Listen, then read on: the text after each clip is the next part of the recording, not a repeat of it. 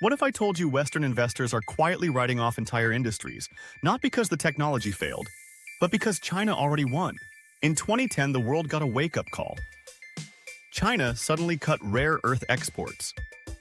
Prices for some elements spiked more than tenfold. Japan's auto industry scrambled for supplies. The US, Europe, and Japan filed a case at the WTO and eventually won. But by then, the message was clear. Beijing controlled the choke point and the West was dependent. That was the rare earth shock. And today, there's a bigger risk than rare earths. This time, it isn't just about obscure minerals. It's about the entire clean tech stack: solar panels, wind turbines, batteries, and electric vehicles. And once again, China has locked it up. This summer, 8 Western venture capitalists toured China's clean tech hubs. They walked through battery factories running 12 automated lines in parallel. They saw solar and wind supply chains fully onshore, with suppliers clustered nearby and ready to adapt. They met startups that move step by step, scaling first and only later chasing disruption. The verdict was blunt. Western battery startups are now uninvestable. Solar, wind hardware, even recycling. Off the list. In the words of one VC, game over. For investors, this was a revelation. On paper, Western firms looked competitive. On the ground, the gap was impossible to close. China's model wasn't just about size. It was about ecosystems, local suppliers, logistics, labor, and policy, all working in sync. The parallels to 2010 are striking. China once again uses state power to tilt the market.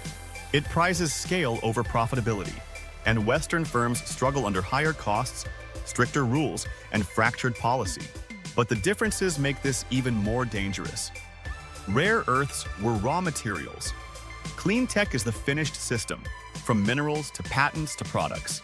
Rare earth restrictions triggered outrage and lawsuits. This time, investors themselves are stepping back, choosing not to compete at all. Today, China makes about 80% of the world's solar panels, 75% of batteries, and 70% of electric vehicles. It holds 3/4 of clean energy patents. And because it dominates refining of critical minerals, it doesn't just supply the world. It sets the floor price for entire industries. And here's the kicker. While China doubles down, the United States is pulling back. US has rolled back many of its predecessors' clean energy programs.